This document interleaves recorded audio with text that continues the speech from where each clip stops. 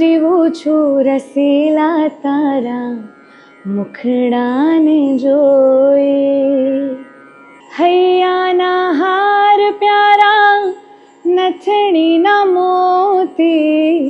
હું કિંજલ દવે એક લોક ગાયિકા છું અને આજે બુધાવીમાં BAPS હિન્દુ મંદિર ખાતે આવી ભગવાનના દર્શન કરીને એક અદ્ભુત મને એક કહેવાય ને કે હૃદયમાં જે આનંદની અને શાંતિની લાગણી મને જે અનુભવી એના વિશે કદાચ હું મારા શબ્દો ટૂંકા પડશે, કારણ કે એ જો અનુભવવું હોય તો સ્વયં તમારે અહીંયા આવવું પડે. આપણા પ્રમુખ સ્વામી મહારાજ, મહંત સ્વામી મહારાજ, શ્રી નરેન્દ્રભાઈ મોદી અને UAE ગવર્મેન્ટના સાથ અને સહયોગથી આ મંદિર બન્યું છે.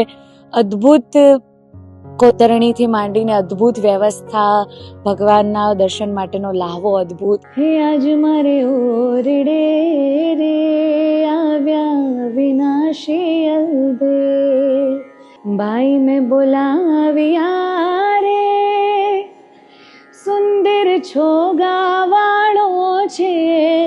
મારા માટે સૌભાગ્યની વસ્તુ તો એ છે કે ભગવાનના સામે બેસીને એમના પટાંગણમાં એમની સામે મૂર્તિની સામે બેસીને મને આજે કીર્તન ગાવાનો મોકો મળ્યો.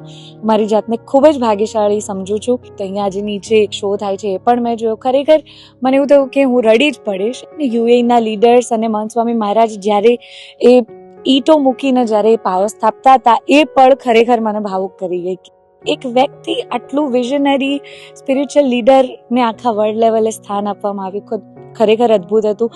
એક સત્પુરુષ જ્યારે કોઈ સંકલ્પ લે છે ને તો ભગવાન એને પૂરો કરવા માટે સ્વયં ધરતી પર આવે છે અને you can feel that in this show. જ્યારે પ્રમુખ સ્વામી મહારાજ આવ્યા હતા તેમણે વિચાર્યું કે આ રીતનું મંદિર આપણું એક અહીંયા હોવું જોઈએ. ભગવાને એમના સારા એક સંકલ્પને પૂરો કર્યો. જે રીતે મંદિર બનાવ્યું છે, કહેવાય ને કે UAEમાં પહેલું આવ્યું મંદિર છે સનાતન હિન્દુ મંદિર, કે જ્યાં રામકૃષ્ણ ભગવાન, રાધે કૃષ્ણ ભગવાન, સ્વામિનારાયણ અને સાઉથ ઇન્ડિયામાંથી પણ ભગવાન તિરુપતિ બાલાજી અહીંયા બિરાજમાન છે. અને ખરેખર ખાલી સ્વામિનારાયણ ભગવાનના ભક્તો જ નહીં પણ હિન્દુ કહેવાય ને સંસ્કૃતિમાં માનતા અને ઘણા બધા લોકો, તમામ વર્લ્ડ, આખી દુનિયામાંથી લોકો અહીંયા આવી રહ્યા છે. એ જોઈને એટલો આનંદ થાય એક હિન્દુની દીકરી તરીકે.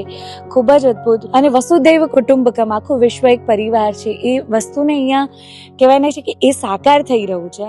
જય અક્ષર પુરુષોત્તમ પ્યારા મંગલ કરનારા, પાય પડીને વંદન કરતા બાળક સૌ તારા.